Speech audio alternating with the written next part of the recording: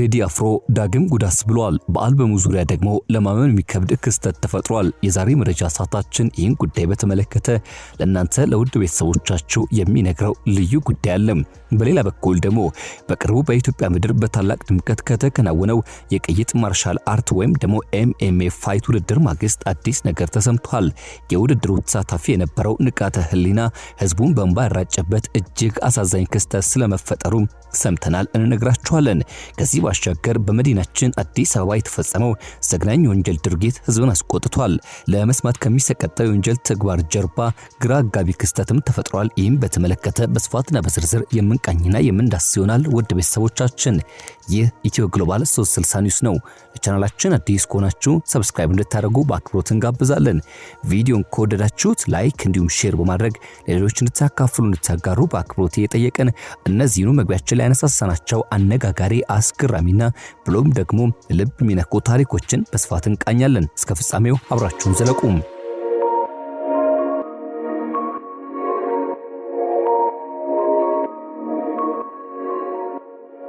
ንቃተ ህሊና ዳግም መነጋገር ሆኗል። ዳግም ህዝቡን በእንባ አራጭቶ አስለቅሷል።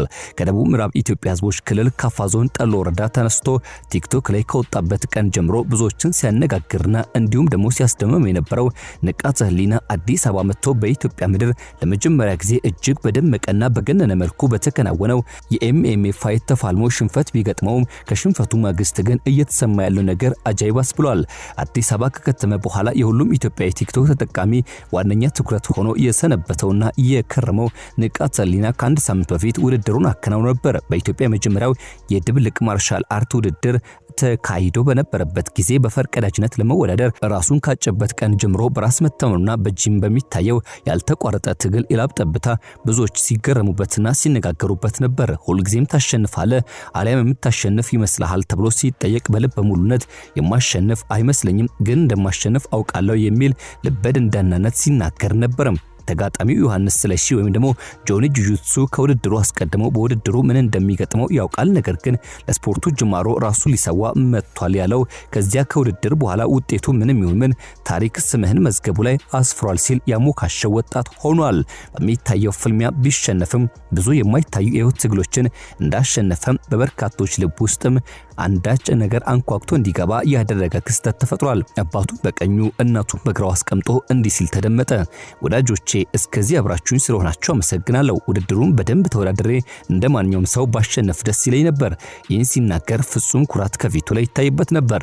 አባቴን መሆን አልፈልግም። አባቴ ድሃ ነው። በብዙ ችግር አድርጌያለሁ። ትልቅ ህልሜ ለነሱ መድረስና ልጆቼ እኔ ኖርኩትን እንዳይኖሩ ማድረግ ነው ሲል ከውድድሩ ቀደም ብሎ በአንድ ፖድካስት የተናገረው ዮሐንስ ምስክር ወይም ደግሞ በማህበራዊ ትስስር ገጽ ብዙዎች በሚያውቁት ንቃተ ህሊና አቶ ምስክር አበበ በስስት ያዩት ነበር ይህኑ ንግግር ያደረገው። በዚህ ንግግሩ ቀጠል አደረገና በመድረኩ ላይ ወጥቼ ድረቴን ነፍቼ ስናገር መንገድ ላይ ድረቴን ነፍቼ ስራመድና የምደርስበት አለ ስላችሁ የተነሳሁበትን ስለማውቅና የምደርስበትን አእምሮዬ ስለሚያሳይ ነው ሲል ተደመጠም። በዚህ መካከል የአባቱን ለቅሶ ድምጽ ሰምቶ አታልቅስ አባቴ ሲል የተናገራት ቃል በአሁኑ ሰዓት በማህበራዊ ሚዲያ ብዙዎች ዘንድ የተወደደችና የተጋሯት ያለች ጉዳይ ሆናለች።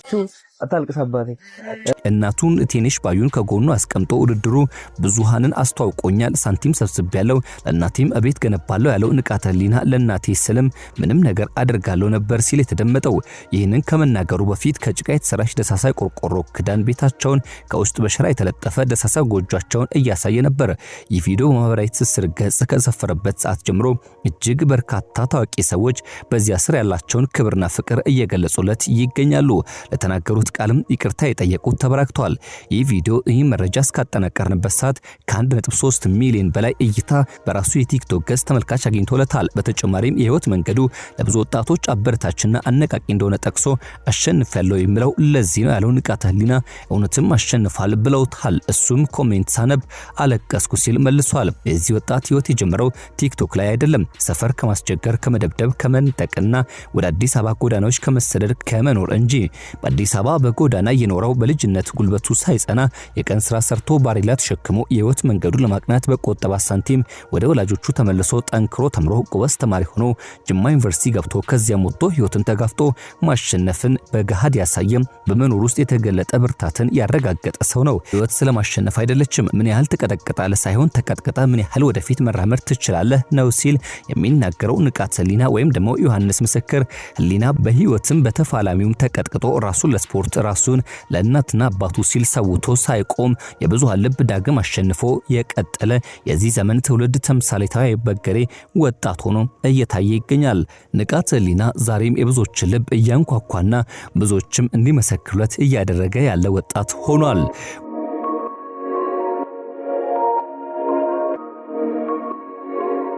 ወደ ሌላኛው ጉዳያችን ስናልፍና ስንሻገር ደግሞ የኢትዮጵያ ሙዚቃ ንጉስ የሆነው ቴዎድሮስ ካሳሁን ቴዲ አፍሮ አሁንም አጃይብ ማስባሉን አሁንም ጉድ ያስባለ መቀጠሉን ተይዞታል።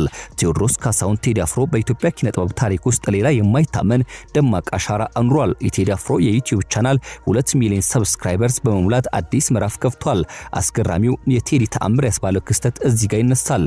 በቅርቡ የለቀቀው አዲስ አልበም ተከትሎ በ16 ቀናት ውስጥ ብቻ ከ700,000 በላይ አዲስ ሰብስክራይበሮች ወይም ደግሞ ተከታዮችን በማፍራት በኢትዮጵያ ቀርቶ በአፍሪካ ደረጃ እጅግ አስገራሚ የሚባል ታሪክ ሰርቷል። በአጭር ጊዜ ውስጥ እንዲህ አይነት ከፍተኛ የህዝብ ድጋፍና ፍቅርን ያገኘው ብቸኛው የጥበብ ሰው መሆኑን በድጋሚ አስመስክሯል። ታዲያ ይህ ስኬት ቴዲ አፍሮ ብቻ ሳይሆን የኢትዮጵያ ሙዚቃ በዓለም አቀፍ ደረጃ ያለውን ጉልበት የሚያሳይ ነው። ቴዲ አፍሮ ከድምጻዊነት ባለፈ በሚያስተላልፋቸው ጥልቅ መልእክቶች በዜማዎቹ የኢትዮጵያን ልብ መግዛቱን እንደቀጠለ ነው። ቁጥሮች እንደሚያመለክቱት ከሆነ ቴዎድሮስ ካሳሁን ቴዲ አፍሮ አዳዲስ ስራዎቹ ይፋ ከተደረጉ በኋላ ባሉት ጥቂት ቀናት ውስጥ ብቻ የኔ ቫይብ በተሰኘውና ሳምንታዊ ሙዚቃ ገበታን ከአንደኛ እስከ 18ኛ ያለውን ደረጃ ሙሉ በሙሉ በመቆጣጠር አዲስ ታሪክ እንዲያስመዘግብ የሆነበት ክስተት ደግሞ አጃይብ አስብሏል።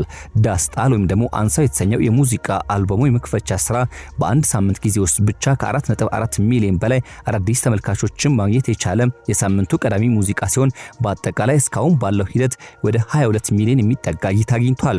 የሳምንቱ የኢትዮጵያ 100 ምርጥ ሙዚቃዎች ዝርዝር ይፋ ሲደረግ እንደታየው ከሆነ የደረጃ ሰንጠረዡ አውቶማቲክ በሆነ መንገድ በዩቲዩብ ተመልካቹ ብዛት እድገት ላይ ተመስርቶ የተሰራ ሲሆን የ10ሩም ደረጃ ባለቤት አንድ ድምጻዊ ብቻ መሆኑ በሀገሪቱ የሙዚቃ ኢንዱስትሪ ውስጥ ብርቅ ክስተት ሆኖ እንዲመዘገብ አስገድዷል። በሁለተኛ ደረጃ የሚገኘው ሺ ቢባል የተሰኘው ስራው ደግሞ በአንድ ሳምንት ጊዜ ውስጥ ብቻ ከ3 ሚሊዮን በላይ ሳምንታዊ እይታን ያስመዘገበ ሲሆን ስምምነና ዘጸዳል ደግሞ ተከታታዮቹን ደረጃ ይዘዋል። ይህም ከፍተኛ የዲጂታል ፍጆታም የጥበብ ስራዎቹ ጥራትና የህዝብ ተቀባይነት በግልጽ የሚያሳይ መሆኑን የሙዚቃ ባለሙያዎች መስክረዋል። በዚህ መሰረትም ዳስጣል ወይም ደግሞ አንሳው የተሰኘው ስራ በአንድ ሳምንት ጊዜ ውስጥ ብቻ ከ4.5 ሚሊዮን በላይ እይታዎችን ማግኘት ሲችል ይህም ቀዳሚ ስፍራ ላይ እንዲቀመጥ አድርጎታል። ሺ ቢባል ወይም ደግሞ ወደ 90ዎቹ የተሰኘው ሙዚቃ ስራው ከ3.1 ሚሊዮን በላይ ሳምንታዊ እይታን በማግኘት ሁለተኛ ደረጃ ተቀምጧል። በሶስተኛ ደረጃ የሚገኘው ስምምነ ወይም ደግሞ ጉራግኛ በሳምንቱ ከ2.7 ሚሊዮን በላይ አዳዲስ ተመልካቾችን ሲያገኘ ሲሆን ዘጸዳል የተሰኘ ስራው ከ2.5 ሚሊዮን በላይ ሳምንታዊ እይታን በማግኘት አራተኛ ሆኗል። መርከብ የተሰኘው የሙዚቃ ስራው 2 ሚሊዮን ገደማ አዳዲስ እይታዎችን በአንድ ሳምንት ጊዜ ውስጥ ብቻ አግኝቷል። በስድስተኛ ደረጃ የተቀመጠው ጀንበር የተሰኘው ስራው ሲሆን በሳምንት ጊዜ ውስጥ ብቻ ከ1.5 ሚሊዮን የሚልቁ እይታዎችን ያገኘ ሲሆን ብልጭታ የተሰኘው የሙዚቃ ስራው እንዲሁ ከ1.5 ሚሊዮን በላይ በመያዝ 7ኛ ደረጃ ላይ ተቀምጧል። ታየኝ የጽዮን ሙሽራዬና እንዲሁም መሪማ የተሰኙት የሙዚቃ ስራዎቹ በአጠቃላይ ከ1.2 ሚሊዮን በላይ እይታ አግኝተዋል በአንድ ሳምንት ጊዜ ውስጥ ብቻ። ታዲያ ይህ መሆኑ ቴዎድሮስ ካሳሁን ቴዲ አፍሮ አሁንም በታሪክ ጎዳና አሁንም በስኬት መንገድ ላይ እየተረማመደ ለመገኘቱም ማሳያ ተደርገው እየተቆጠሩ ይገኛሉ።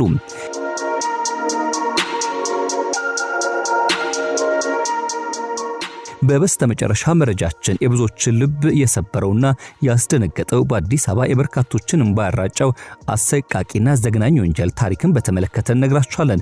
ከዚህ ወንጀል ታሪክ ጀርባ በርካቶች ከመደናገጥ አልፈው ፍትህን እንሻለን ብለዋል። አዲስ አበባ ዛሬም በታላቅ ድንጋጤና ለቅሶ ውስጥ ናት ያስባለ ክስተት ተፈጥሯል። ወጣት ስራ ወዳድና ተስፋ ያለው የፈረንሳይ ለጋ ሲሆን ልጇን በግፍ ተነጥቃለች የሚሉት እነዚህ መረጃ ምንጮች የ30 ዓመቱ ወጣት ኪሩቤል ከበደ ያጋጠመው አሰቃቂ ግድያ የሰው ልጅ ጨካኝነትና እንዲሁም የክፋት ጥግን ያሳየ ሲሆን ሰሚን ሁሉ የሚያስደነግጥ አሳዛኝ ታሪክ ሆኗል። ባሳለፍነው አርብ ሚያዝያ 16 ቀን 2018 ዓ.ም ነበር ኪሩቤል እንደተለመደው ለስራውና ለኑሮው እየተጋ ከቤቱ ወጥቶ የቀረው። ሰዓታት አልፈው ቀኑ ሲተካ ያልተመለሰው ልጃቸው መጥፋት ያስጨነቃቸው ቤተሰቦቹ ለፖሊስ ቢያመለክቱም የህግ ሂደቱ 24 ሰዓት መጠበቅ ግድ ይል ነበርና ተጠበቀም። ቤተሰብ በጭንቀት ባሳለፋቸው በእነዚያ ሰዓታት ውስጥ ግን ኪሩቤል ካልታወቁ ጨካኝ ገዳዮች ጋር በሞትና በህይወት መካከል ግብግብና ትንቅንቅ ውስጥ ነበር። ፍለጋው ቀጥሎ መጨረሻው ግን ማንም ያልጠበቀው መሪር ሆነ። የወጣቱ አስክሬን ብሔረ ጽጌ መናፈሻ አካባቢ በሚገኝ ቆሻሻ መጣያ ገንዳ ውስጥ በጆንያ ተጠቅልሎ ተገኘ። ገዳዮቹ የፈጸሙት ድርጊት ደግሞ ከሰው ልጅ አእምሮ የማይጠበቅ እጅግ ሰቅጣጭና አሳዛኝ ነበር። ማንነቱ እንዳይታወቅ ሲሉ ፊቱን እስከ መተልተል የደረሰ ግፍን ፈጸሙበት። አፉን በፕላስተር አፍነው የመጨረሻ የህይወት ድምጹን አጥፍተው በቆሻሻ ገንዳ ውስጥ ጥለውት ሄዱ። ይህ ግድያ ተራ የንብረት ዘረፋ እንዳልሆነ የሚያሳዩ በርካታ እንቆቅልሾች አሉ። አንደኛው የመኪናው ሁኔታ ነው። የኪሩቤል መኪና ያለምንም ጉዳትና ዘረፋ ሳሪስ አካባቢ ቆማ ተገኝታለች። ይህ የሚያሳየው ገዳዮቹ የፈለጉት ንብረት ሳይሆን የኪሩቤልን ህይወት እንደነበር ነው። የማሳሳቻ ሙከራው ደግሞ እዚህ ጋር ይነሳል። መርማሪዎችን ለማሳሳት ሆነ ብለው የጓደኛውን መታወቂያ በአስክሬኑ ላይ ጥለው መሄዳቸው የተገለጸ ሲሆን ወንጀሉ ታቅዶበትና በከፍተኛ ጥንቃቄ የተፈጸመ ለመሆኑ እንደ አንድ ማሳያ ተቆጥሯል። የአዲስ አበባ ፖሊስ የተጠረጠሩ ሰዎችን በቁጥጥር ስር አውሎ ምርመራ ያደረገ መሆኑን ቢገልጽም የኪሩቤል ቤተሰቦች፣ ጓደኞቹና መላው የከተማ ነዋሪ የሚፈልገው አንድ ነገር ብቻ ነው፣ ፍትህ ነው። እንደዚህ አይነት ጨካኞች በህግ ፊት ቀርበው ተገቢውን ቅጣት ሊያገኙ ይገባል። ከትላንት በስቲያ በፈረንሳይ ጊዮርጊስ ቤተክርስቲያን የኪሩቤል የቀብር ስነ ስርዓት በብዙ ሺህ የሚቆጠሩ ወዳጅ ዘመዶቹ በተገኙበት ተፈጽሟል። ኪሩቤል በስራው ጠንካራ፣ ለቤተሰቡ ደጋፊና ለጓደኞቹ ታማኝ ወጣት ነበር ሲሉ የሚገልጹና ስለሱ የመሰከሩ በርካቶች ናቸው። ታዲያ ፍትህ አሁንም ለኪሩቤል ይገባል የሚሉ ድምጾች ጎልተው እየተሰሙ ይገኛሉ። ወደ ቤተሰቦቻችን እኛም ለቤተሰቡና ለወዳጅ ዘመዶቹ መጽናናትን ለሱም ነፍስ ሰላማዊ ረፍትን ተመኝተናል። የዛሬም በዚህ ቋጨን። ያላችሁበት ደግሞ ጥሩ መልካም ጊዜ ተመኘን። ይህ ኢትዮ ግሎባል 360 ኒውስ ነው።